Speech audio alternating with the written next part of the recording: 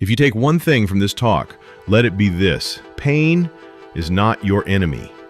It is your fuel. Pain is the matchstick. You decide if it burns you down or lights a fire within. Let me tell you how I learned that. There was a time in my life when pain was all I knew.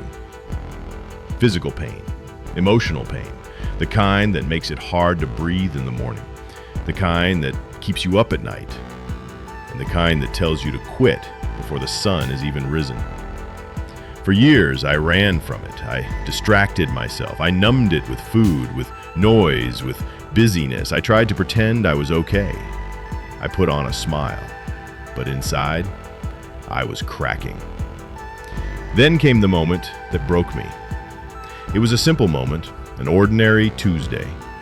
I got a phone call that shattered my world. The kind of call that makes the air leave your lungs. I lost someone I loved. Suddenly, everything went silent.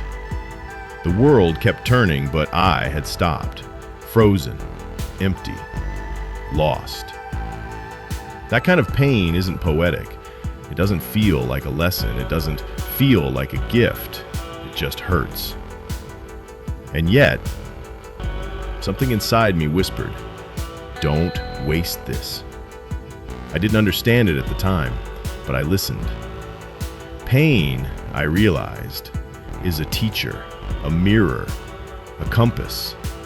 It shows you where the work is. It shows you what matters. It reveals who you are when there is nothing left to protect you. I started showing up, not just to work, not just to others, to myself. I wrote, I ran, I sat in silence and listened to what the pain was telling me. And what it said, over and over again, was this: you can use me. And so I did. I used the memory of that phone call to get out of bed on days when I wanted to disappear. I used the sting of failure to study harder, train longer, dig deeper. I used the heartbreak to open my heart wider. Because pain sharpens you. It humbles you. It carves out the parts of you that are weak or untrue. And if you let it, it will shape you into something stronger than you ever thought you could be. Let me be clear. I'm not talking about romanticizing suffering. I'm talking about transmuting it, turning it into something useful, something powerful. Think of a forge. It is not gentle. It is not kind. It is hot, violent, loud, but it is where steel is made. And if you're willing to walk through your own forge, you come out changed. That pain you carry, it doesn't have to be a weight that drags you down. It can be the weight that builds your muscle, the pressure that sharpens your focus, the storm that clears your path. You have to stop asking why the pain is here and start asking, what am I going to do with it? You have two choices in life. You can let your pain become your prison, or you can turn it into your platform. I chose the latter.